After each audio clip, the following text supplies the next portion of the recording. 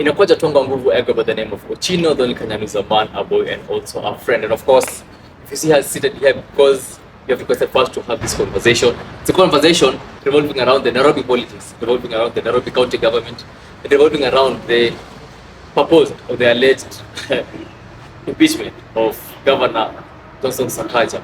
He was a man besieged for almost 2 weeks. He was to be removed from office after the MCAs collected a significant number of signatures to have him removed out of office with impeachment. They were citing that there were some things that he was doing as the Nairobi governor that were against the wish of the public that they themselves represent as MCAs in their specific wards. And today to discuss that, the result of Governor Sakaja surviving the impeachment, we have Mr. George Aliet. He's a member who has been in our platform for a good number of times, and a lot of you resonate with his ideologies, and a lot of you also, a good number of you also disagree with some of the ideologies that he has. And we have him today. Mr. Aliet. Yes. Karibu sana. Asante. Nimejaribu kuongeza heaviness to your introduction because you're a guest mwenye, when we have you on our platform, we usually have a lot of reactions from our viewers, and usually equal measure. Kuna wenye wana agree na wewe 100%, some people disagree with you 100%, but on some ideologies. How have you been since the last time? Okay. I always say I'm privileged to be alive. It is God-given gift that I have today. Yeah. I'm also equally happy to be given this opportunity. Yeah. So that we can build the country. Yeah. True. Our viewers who have seen you on our platform, they now call you striker number 9. Yes. When it comes to matters politics. Yes. Because each and every political analysis that you give, they end up to come to fruition. Yes. And when you heard the last time when Governor Sakaja with his MCAs are collecting the signatures, yes, there was a lot of uncertainty whether Governor Sakaja will go home or he'll survive the impeachment. And he has survived this impeachment scare for the second time. All the things that you said have come to pass. Maybe why do you think they have come to pass? Is it because, as you say, you're striker number 9, or is it just because the nature of Nairobi politics? Basically, thank you very much, brother. I think they always say your verdict should be pegged on the events the way they unfold.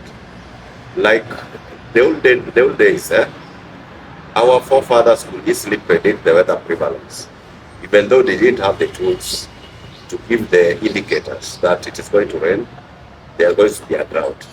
But as the way they were depicting it, they literally tell you it is going to rain in less than 2 weeks, and equally it happens. That is so equally with the kind of platform we are in. I've been in this terrain for some times, and many of my arguments are pegged on history and the pattern that also transpires. Like I did tell you, whatever thing that the MCAs were working on, the legitimacy was never there. There are rumors, there are peer pressures, there are personal intrigues that were surrounding the impeachment.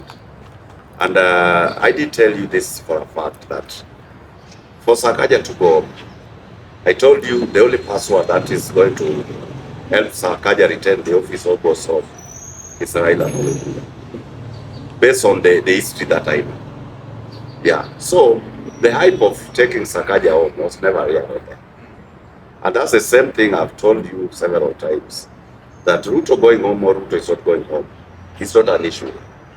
The issue is that things are going to be laid bare once we are almost there. But the things we always discuss many a times, they are factual things, they are there in our domain, we relate with people always, we talk together, the nitty-gritties that are there, we share as a family. So there's no rocket science in this. Yes, even if they bring it tomorrow, I can tell you for free, Sakaja is going home. Yes. But as you've said that during the olden times, even yes, the old days were predicting the weather patterns. Yeah. But as you all know, the weather patterns can also change at times. Yes. Now that Raila has been the saving card yes, to Johnson Sakaja's impeachment, yes, will he be so instrumental for him, maybe Sakaja, to finish his remainder of the term, because he has almost 2 years to go? But in Kenyan politics, we usually see towards the last 1 year, the elections, people are usually in high campaign. Are you seeing a situation whereby if at all the MCs again come up with an idea or that motion to impeach Governor Sakaja, using a situation whereby Raila will still be the saving card for the third time in a row. If there are so many phenomena that goes by anything that we are about. Like any time from mid next year, it will only take a lunatic legislature to think of taking a leader out. Because even at that point in time, they are also in the campaign fever. They've already started contemplating, am I going or coming back? So basically, only a sick legislator will be thinking of taking Sakaja out from June next year. Yes. And even if it is so, I can still tell you for a fact, Raila is one person, based on his credentials, is predictable. Raila is predictable. If at all you've been in the terrain with that old man is predictable. Because he means what he stands for. He has something he stands for. You can never just wake up and imagine that tomorrow Raila is going to drop Ruto like a hot metal. No. And the way the presidents are going, don't expect anytime soon Raila to do what? To give way to Sakaja's ideals. In fact, let me tell you, many things Sakaja does, not even with the impeachment. Sakaja is always with that Muse. He goes and looks for wisdom from that Muse. It is only that some of the leadership is policy-based. You might want it from your normal perspective, but the policy-wise, that perspective is not viable. Are you getting it? So what I can say is that with the Sakaja issue, the way it has gone, it has gone. Because literally, even if you ask me, there's nothing unique Sakaja is going to do, different from what is used to be doing. Because even if you ask me, the other day I told you, this impeachment concept the MCs are bringing out are their fallacious. It is their greed propelling the impeachment. There's nothing else. Because like now, I told you, these people have forgotten. They are representatives. They are not hired to go and do development there. Theirs is only to lobby. They ensure if at all there's distribution of resources, how can it be geared towards an individual MP's area of jurisdiction? Are you getting that? But they've forgotten. So I did tell you the other time, one of the bases of impeaching Sakaja was because Sakaja did consult them when he was hiring the 2000 Green Army. Are you getting what I'm saying? But some of these things is not even holistically Sakaja. These people should know the agencies involved. If it is come to infrastructure frameworks in their wards, which agency are they supposed to follow? They lobby so that they can be given that done for allocation. These other things are purely lobbying for the viable budget, for the equitable allocation of the resources ward-wise. And if they don't do this, I can tell you the impeachment motion was so brought about by legislators, not only in Nairobi, across the country. It's simply extortion, it's blackmail. They blackmail governors to extort. Yes, it is only their civilized extortists. Ni wale watu wamepewa bendera ya kufanya nini? Ya kuomba, lakini wanaomba kupitia instilling fear. Yes. So I think you said one thing that is very intriguing. Yes. That by next year, yes, around June, yes, no MCA will even dare to take an impeachment motion against any governor, or just Governor Sakaja, because there'll be every elective person that is any elected seat from MCA all the way to the president, they'll all be talking about the re-election. With that in mind now, do you mean now Sakaja doesn't have to, Governor Sakaja doesn't have to change his way of politics, the way he has been managing politics, the way he has been managing development, if anything, just because he knows, yes, number one, maybe Raila is there, the Raila factor is there, and also the elections is near the corner. So even if he doesn't change, he'll still survive up to 2027. Let me tell you, I repeat and mark my words. Sakaja is not going to change his mode of leadership because there's nothing to be changed. The way he's doing it, from where I see it, he's doing it the best any human being can do it. Even you give a lie that position today, he's literally going to do it the Sakaja way. Not unless he doesn't want to deliver to the Nairobians. Some of these things you are getting, these noises, I've told you, if it is not blackmail so that you can be given favors, or you are running for the seat, So you've started branding the dog, giving it a bad name so that when you are killing the dog, nobody will raise eyebrow. Yeah. I'm getting what I'm telling you. Yeah. Because, like one, what else do... Okay, they were impeaching Sakaja. Can you tell me categorically what they did earmark as one of the weaknesses of that Sakaja's administration? It was not there. If it is bursary they were trying to talk about, that Sakaja did give proper highlights, how he used the bursary for the financial year 2023 and the debit, those fiscal years. He didn't give these things out. Yeah. So the only bone of contention these people are trying to say, they want this bursary to be added over to them. It is them to distribute. I'm getting that. So according to, they are laying blame on our own table. I think the only viable thing they could do is to lobby policy-wise so that the allocation is done to them, so that they're gonna distribute. But that the mandate, the legal framework that is there, is for the government to give out their allocations. Yeah. I'm getting that. So these are some of the problems that are bedwelling not only Nairobi, everywhere. Leadership are there, and the problem only comes because at the end of the day, somebody is asking. At the end of the day, people will ask you. You've served all this time. You are not giving us CDF bursary. I mean, you are not giving us bursary. Job opportunities you are not giving us. The county did hire 2,000 people Green Army.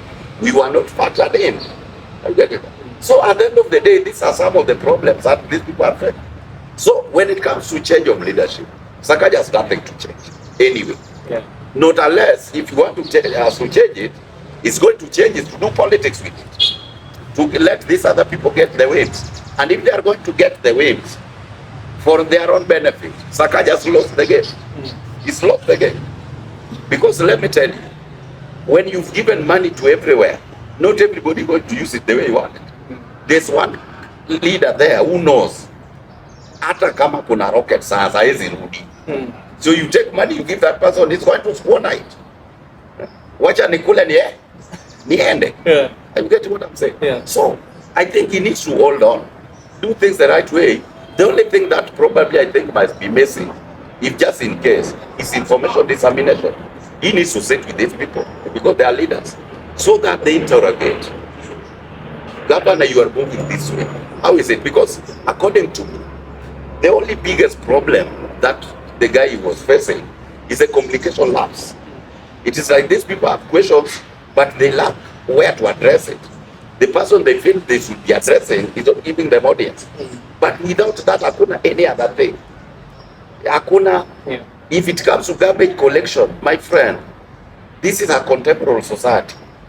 We are not going to stop having garbages. So for us to at least contain the expenditure on some of these things, it is us to start becoming disciplined. That's why I told you. When, let's say, for example, this place we are given to do our trade, we ensure we leave it clean the way we found it in the morning. Yeah. Not that we do our trade here. The county government officials are sweeping the whole night. When it comes to as late as 3, the following day, it is like this place has never been swept for the last 1 year. Yeah, but that is me and you who are operating with them. Yes. Yeah. So still in the Nairobi politics, now that we're speaking about Nairobi politics, we are approaching 2027, and there are a lot of people who want to vie. That is from the MCA position all the way to the governor and to the senator, to the MP of Nairobi constituencies that are in Nairobi County.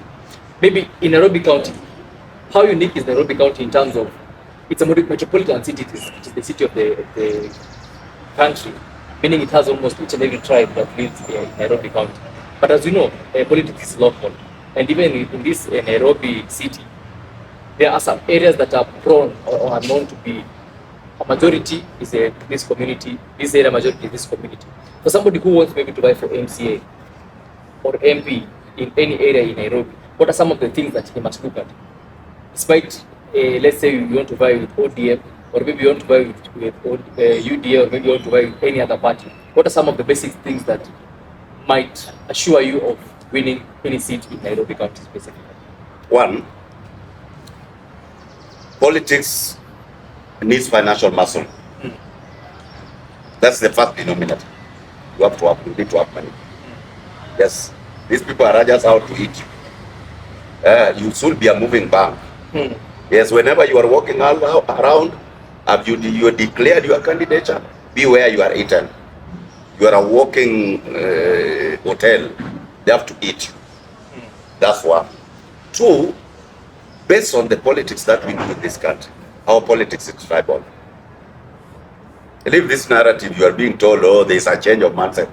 Toka huko. Our politics is purely tribal.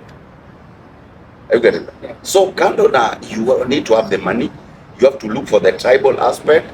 Then the last bit, you have to look for a constituency, institutional constituency. That's where political parties comes in. And the political constituencies always emanate with individuals. You do call them kingpins. Okay. Like when you talk about Nairobi politics, you only need to decide on three units when you are talking of tribes. You need to identify the Luos, you need to identify those are serious top protagonists. Then there's another constituency that is very serious, known as the Kaba community and the lawyer community. Even though segregating the Luos and the lawyers is a bit difficult, but that's the way it is. Yeah. Okay. So that's why you realize when it comes to the political constituency, I mean political parties, that surrounds individuals, that are around individuals, then you realize a serious contender might even decide to budget, do budgetary allocations. Allocates, let's say, for an MP, somebody goes as far as allocating 50 million to take to the party and allocating 15 million to go there do the ground work. Taking the party means you are looking for the certificate. Yeah. Once the certificate is given, I can tell you, like if you come to ODM, once you've gotten that certificate, it's like you have 45% of the voters. There's a unit here who will never go for the rallies. They don't need policy because their policy is Raila Odinga. Are you getting that? Yeah. So the moment you've acquired that certificate, that party ticket, my friend, in fact, what they are coming to do there, they are going to do that suit. They'll tell you 6 things. Yeah.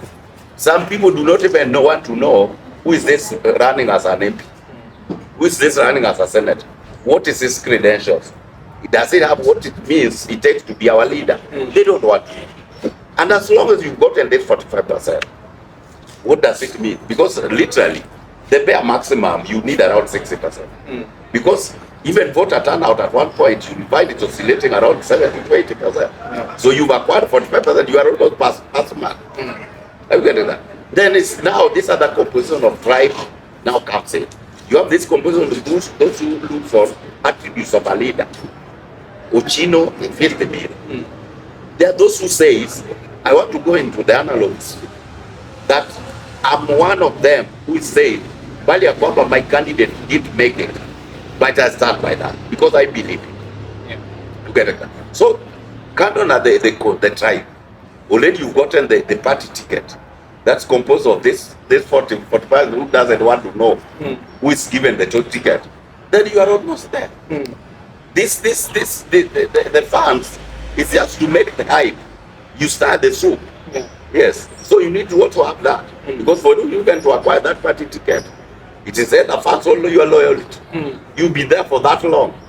There was a time, sometimes some of us were castigating, even though I was not one of them. Before Gladys Wanga ran for the Homa Bay gubernatorial race, people are calling a maid of Idodinga.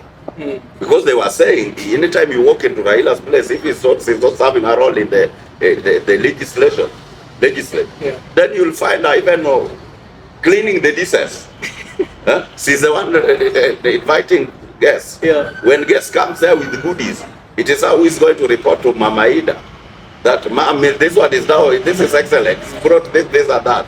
Madam Ida Mama Ida doesn't even want to know to go there. Yeah. But she's going to give Ida everything. So that loyalty alone makes you to get something. Are you getting what I'm saying? Yeah. So, kando na tribe, kando na the party, kando na the financial muscle, then you are in. And when I bring you that, that's what composes how people run in Nairobi. Like when people are going to go to an election, there are areas mapped out. You know pretty well, like my case, for example. Let me say I'm running for an MP. Yeah. let me consider the Embakassis. The only place I can run comfortably, party-wise and tribe-wise, is Embakassi, where Babu Owino is, and probably as an MP only in Embakassi East. Yeah. Then this other place probably partially is in Embakassi South. But the best person to win the Embakassi South, if all factors are kept sponsored tribe-wise, is a candidate from the combination. That's why Mawade has done it and repeated it. Are you getting what I'm saying? There are wards, once you are going to run there, like there are wards like in Embakassi South, there's a ward known as Kware. In the Kware there, Kware is purely Luo issue. So serious contenders they've been battling out. Even though the other time there was an intrigue. When Luos were fighting it out like hell, one person from combination emerged and beat them in their own game. Yeah. They divided the vote, but if you had the vote, say, God, this guy is becoming almost a decent third. Yes. So that's the kind of politics, and that's why if you see, there are areas that are earmarked. You'll always get ODM taking those seats. Now, when it comes to the gubernatorial race, the arithmetic is always very simple. Either there is a candidate, but this candidate, at one point, that candidate must, the arithmetic must be having either a Kamba and a Kikuyu, or a Kamba and any other person from the ODM Party. That's the way they do it. Yes, based on their numerical strength. That is the two opposing candidates. Yes. Even now, let's say, for example, my senior, gachagua, brings a candidate of DCP. He has to ensure that Kikuyu is blended with Akamba. There's also that. You get it? Because there is no any other person they can blend. Lawyers and Luos have told you the difference is the same. Yeah. They behave the same. Their way of doing things is the same. So even if you try to marry their arithmetic, it is not going to work. Yes. They might probably leave you with the running mate. You have a running mate, but you'll be having that running mate and his friend. Yes. So meaning if the gubernatorial seat to say the governor. Yes. We have seen that it's almost in each every election since we started having the county. Yes. Why is it that this deputy governor position? Yes. How important is it for you to claim that seat? Because you might have the party ticket, but they're also saying for a governor, your deputy also determines a lot. Why is it that it is true? I've told you our politics is tribal. Yes. So we are reasoning with the tribe, and that's why I brought you the combination aspect. I've told you our politics is tribal. The main reason why we have to do that sense of belonging. Yeah. We have a people who believe if one of our own is there, we feel we are taken care of. Yes. And that's what Kidero did here when he was running for the race. He did have a running mate from the combination. Have you get that? Now you did see the other time when we were doing our arithmetic, we did have Sakaja given a running mate from the Kikuyu nation. Sure. But if you see, the only two dynamics that have played out recently, Sonko was more or less unanimously acceptable across all the tribes. Yes. Then the same role also applied with the Sakaja. Yeah. However much we were here, but you realize that Kikuyu nations were not with Igade. So when they walked away from Igade, it was more or less Igade was left for as our candidate. So we did pray our own, but they added this one. But this other side, there are some people who are also seeing Sakaja as one of their own. Yeah. So that's what transpired. Yeah. And you said that you need the finances, of course. You need the tribal backing. Yes. And also you need that just an organization set up. And also set up the name of a party. Yeah. Yes. A person might ask then, if I want the MCA position or the MP position, how then do I get to know? How do I get to earmark this the tribal people hoping to vote? Is it after looking at the people who have registered at the federal register of the IEBC in my ward, or is it just by lobbying through in Nairobi you have the Nyumba Kumi chiefs, or is it by lobbying through these who are known even in the entire, if you're an MCA, they're known even in the entire area of that you want to buy? What I'll tell you for free, they say if you are failing to plan, fail to, if you are planning to fail to plan. Kama umepanga kuanguka, kosa kupanga. Unanielewa? So any forum, anything, any venture you are planning, you need to work your strategy for. So even in politics, there's this preliminary period where we say you have to zone and map. The zoning and mapping is going to bring so many aspects. Like the moment we are zoning, there are those places we consider to be dead votes. Huh? How? What's that? There are places we mark green, we mark yellow, and we mark red. The place marked red is a dead vote. There, even if you spend what, not unless manna comes from heaven. Probably Jesus Christ comes in that area. You cannot get any vote. Like, let me tell you, when we go national, how do we map the country? Let me assume Gachagua is running and Ruto is running. Gachagua's constituency, where he emanates from, to Ruto's would be a dead zone. That area is mapped red. You can only pass those places just for what they don't fail, you don't value them. Are you getting that? But there's nothing you expect of them. Even if you are working with a budget of, let's say, 8 billion, that place you don't even allocate 50 million. Are you getting what I'm saying? Because there's nothing there coming out from there. Shouldn't you even try it? You try what's something that's not there. You see, our challenge in life is that Kenyans will live in denial. There are realistic approaches in life. You like it or you don't, it is there. You get what I'm saying? So the truth of the matter is, when you are mapping and zoning your area, let's say, for example, I have political aspirations, like I have one at a back home where I come from. If all factors are kept constant, then I'm going to run. And seriously, I'm going to run. Yes, I'm putting my acts right, and I believe I have what it takes. Some of the factors that I need are the only limiting factors as of now. But George Aliet, be it as it is, when I'm in the terrain, I'm good to go. There's nothing they are better than me.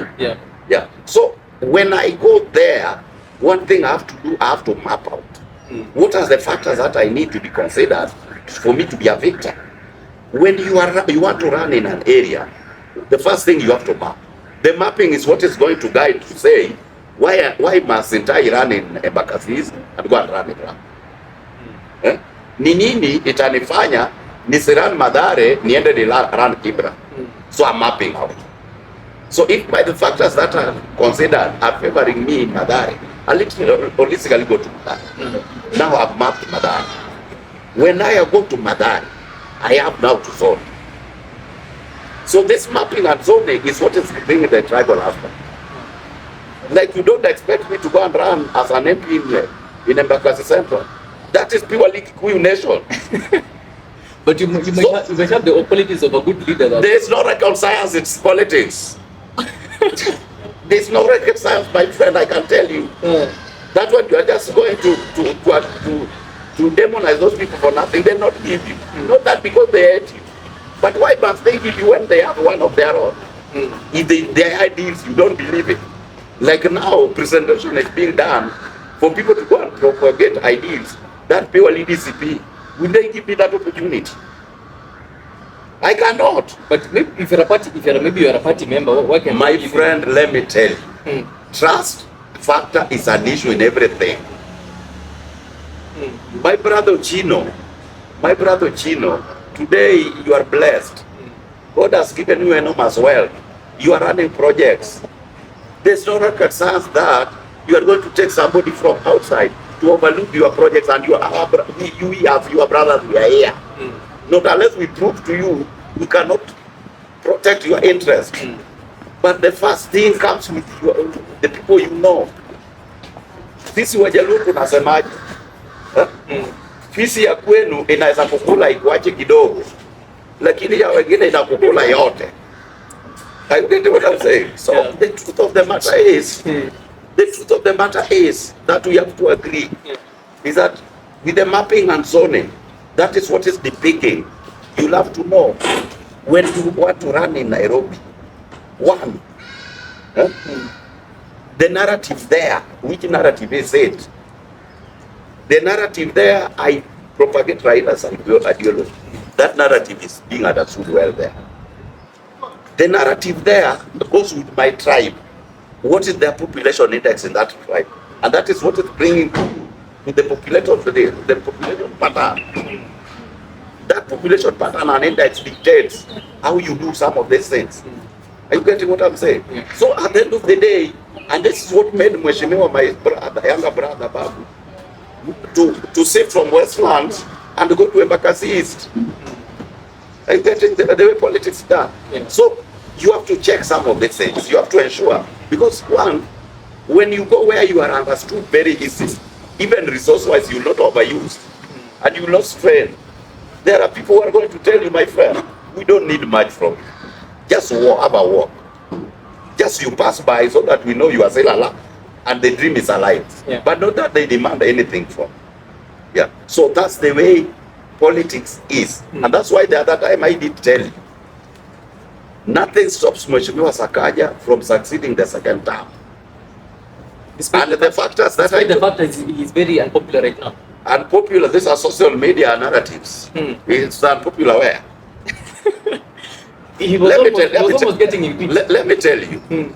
Let me tell you. In fact, that impeachment is not doesn't meet the threshold. It has even not taken off on the ground. It was just still a narrative. Has it taken ground? It was still a wasteful thinking, according to because it didn't even undergo the first step. So what I'm saying, the narrative, the social media narratives, is not a parameter to judge a leader. Let me tell you, if narratives would make leaders, at this point in time, Alfred Mutua could not be the way he is today. If you know Alfred Mutua, the way he became the governor of Sakaja the first time, you could think he's going to take the whole Kamba nation with a storm. Kalonzo was irrelevant. Where is he? If you check the narrative, Peter Kenneth today, where is Peter Kenneth? That time he came with something with snake. It was everywhere. So some of these things we see them, and when we tell you, you might say you're just talking. Mheshimiwa Sakaja, I've always told people, and I'm very proud of somebody who's learned by heart, not you attend a lecture or to be a professor.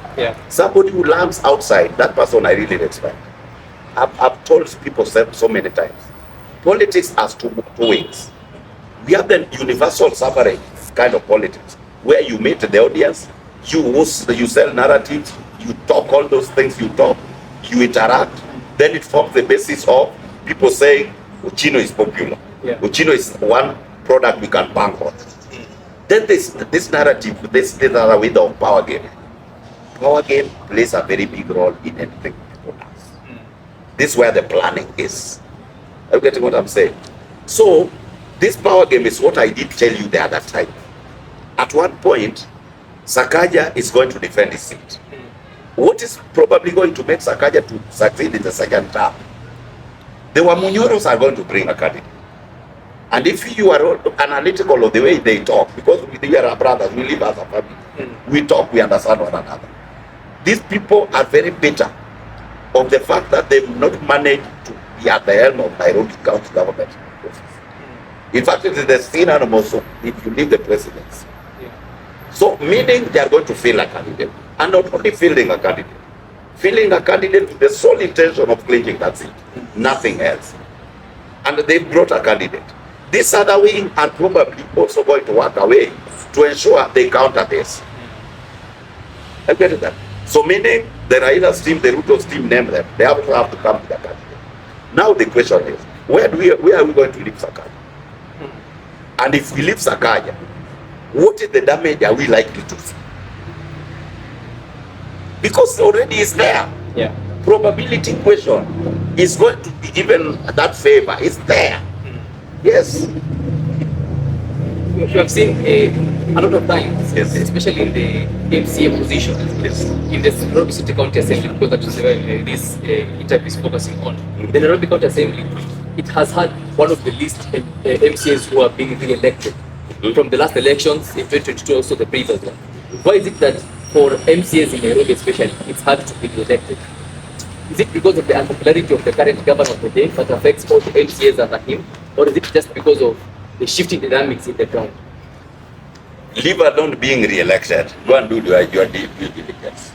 In fact, MCAs of Nairobi, they are the most unique MCAs I've ever seen. From the days we did have councillors.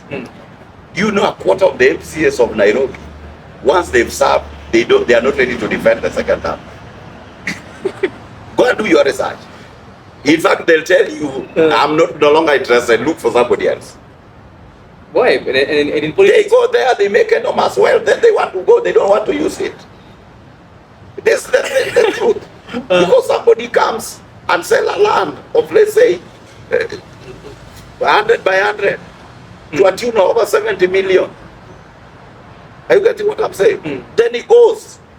Now tell me, an MCA in less than two months is using a Range Rover of over 18 million and able to sustain this one and living in a lavish house he's built, and they are not given serious mortgages. Are you getting what I'm saying?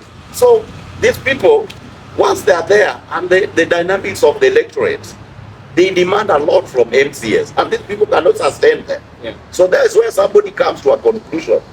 These people, the way I'm seeing them, even 50 votes it will not get. So they decide to go the other way. Yeah. Let somebody also go. I get that. So that's the dynamics of the Nairobi politics. But what I know, the people who are serious and they want to be re-elected, they get re-elected. The only thing is that ensuring that people are satisfied is not very easy. yeah. One, Nairobi people are informed and they don't give a damn. And their expectation is also outrageous. Yeah. So what do? You serve and go. Let them give another person. Yes. Go and do that research. It is what normally transpires. Yes. Because if you say not re-elected, the current speaker has been re-elected 3 times. Ken Ngondi served for three terms, 15 years. Yeah. Yes. Not even Ken Ngondi. Majiwa, the former the mayor then. Majiwa, this is almost the 5th term. Yeah. Of Babadogo. He's always served again and again and again. Yes. And that's why I tend to disagree with you that in Nairobi, the MCA position, the party is not a really big determinant. The party. According to the way, personally, according to the way I've seen this 2022 election and 2017 election, because if the party was so important or it was so significant, then it would be like Nyanza. When you have the ODM ticket, you don't even need to campaign anymore because it's like automatically gone through. So for me, the party, as an MCA in Nairobi, I don't think the party will really give you a huge boost according to those people who maybe can come with other party or maybe independent. I feel for MCs Nairobi, they are, as you said, the residents are reformed, so they look at the individual. Let me tell you, level of information is just a factor, but it's a negligible factor. Let me tell you, go and do your research. I thank God that your career entails a lot of research. Yeah. Do you know MCA certificates party-wise are given in the street as people are walking? But we usually have party nomination. Let me tell you, those are all wash. What? Ochino, beware, you are talking to a professor who didn't attend a lecture on and have not done research. On this field, challenge me elsewhere. But on this, let me tell you, this, and that's why you got to do your research. If at all, independence, informed decisions, generates leadership, then you could have gotten almost half of the MCAs are independent. I don't need to talk about this other MPs, other parties. But my party, ODM, I can tell you, certificates are given to loyalists. You will get the chairman of the party allowed giving the certificate in petrol station in hotels, and that is the way it is. Once somebody is given, that's it. These other ones are just by the way. Yeah. Yes. Have you seen the way we do our politics in Nyanza? And we are comfortable with it because we always believe Baba can never give us a poison. Yeah, we believe in that. Yeah. Yes. It is only that some of these people, they take advantage over the decision. Because like, for example, today, for Ochino, you are made a minister of internal security. What is so unique there that you cannot serve? Because if it is policies, they are there. If it is information dissemination, will be given as the leader. Action plan, you have a people who can advise you. It says, let's go this way, even if you are not a militant mind.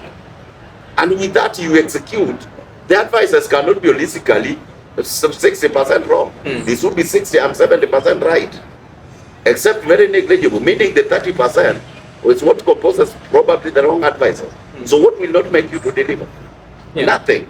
So even these leaders' certificates are being given to either they vote their way in or because of loyalty. They just decide to ignore, not that they cannot serve. I'm getting what I'm saying. So, but my friend, I can tell you, and that's why I've told you several times, not that I disrespect Babu, not that I have little pity for him, but I really pity that my brother. Reasoning being, there's no rocket science of clinching that seat without this part. The other day I did get him say his name alone is bigger than the political party. But that one, okay, that is his decision, and he's also a mature guy because it's no longer him. And by virtue is given the crown, he's a leader. But some of these things you are going to see them just at the corner there. 2 years, not such a long time. 365 days by 2. Not a long time, you are going to see it. Yes. These people, even those people who are laughing at you, when it comes to the recording time, they are the first people who are going to abuse you. Yes. So, let you not be cheated. When it comes to anything you are doing, try to master the terrain of the thing you are doing. Just the same way, you are given opportunity to associate with a business mogul. Are you getting that? This business mogul will introduce you to his networks. Don't be overcarried that already you know the network you can do business. You are still swimming on the trust that your confidence is given. So that trust is transferred. But the day you will say, I no longer do business with this guy, you are done. And that's what's going to be when our young guys. Yes. We've had people of that kind who feel they are better. But the moment the carpet is swept off your feet, you remain somebody useless. Yes. Sasa, let's now finish. We wrap up this conversation because the producer is telling me that time is not on our side. Yes. We wrap up this conversation, of course, touching on his excellence. Yes. I hear they call him right honorable engineer. Raila Volodinga. The spiritual father. The spiritual father. Yes. The enigma. Yes. He's a man who, in all spheres, Yes. you can say he's a man who is one of the distinguishable Kenyans. If not even in the top 2, maybe in the top 3. Yes. Let's now finish with his current political dimension. He has been in the political terrain for long, and he has seen a lot of things. I'm sure there's nothing new to him, even towards some political campaign mode. But we are now seeing he's very unpopular. Either you like it or not, we might say that it's only in social media, but in reality, he's very unpopular, even in some of his strongholds, as you said. Was there a point that he has ever been this unpopular, or maybe even worse unpopular than he is now? And if so, how did he be able to turn things around by the time the next general elections were approaching as we finish? My brother, sometimes those of us who understand and agree with them say, people will say we are psychophants and we stand for nothing. I can tell you, Raila has never been popular any other time after the elections. Any after the elections, say is always unpopular. And this unpopular narrative is always being peddled by his opponents. The people who are mouthy on how Mzee is unpopular are the people who've never supported that role. Are you getting that? They are a clique. Are you convinced? Are you convinced? Even currently at this point. Let me tell you, you are seeing this one. I've seen more than 3 of this. In fact, there are sometimes people say, this time round. Mzee will tell us that thing. Let him just do one lap. Just one. And that one lap, the only information he's going to give people. You'll get everybody come, Mzee has stopped. Mzee has stopped. So let me tell you, you see, even in a family like mine, you'll be lying if you say the whole of that family, all of them, reads with you from the same script. Probably there are those who are not reading with you the same script, but they don't tell you. Even in Luo Nation, there are people from the Jaramogi's day, Raila's father, they've never agreed with the ideology of, say, they didn't agree with the ideology of Jaramogi Oginga Odinga. They have never agreed with the ideology of Raila Amolo Odinga, and they are same person. And those who the people we say as democracy depicts, they always have their say. Yeah. Walio wengi wako na their way. Are you getting it? So, if you want to believe what I'm saying, it is only bad that you'll believe after seeing, after the time has gone. Yeah.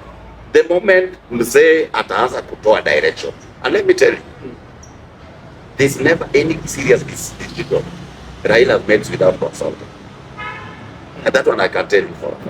There was an interview we were doing here, and I think you are the one who asked me about the compensation. There was an answer I gave, I think I still remember. Yeah. That there are some things they are doing, but they'll not just come out and pronounce everything. Some of them you just see being undertaken. Is it going on now? It's going on. Yes. So that's what I'm telling you. The popularity of Raila Amolo Odinga, according to me, because I've been with it, say, in the terrain for some times, after the election, Raila becomes unpopular. Yeah. Even anytime he's making a move, like the other time he started the BBI, he was unpopular. There was this time alitaka kufanya kazi na Ruto, akienda kufanya mkutano. Si hata wengine walikuwa wanasema anafanya hiyo mkutano na Ida. Aenda fanya hiyo nini na Ida. See, it has come to pass. The other time I was telling you, to say atasaidia huyu young governor. See, it has come to pass. You now wait and see. If he's alive, you are going to see it.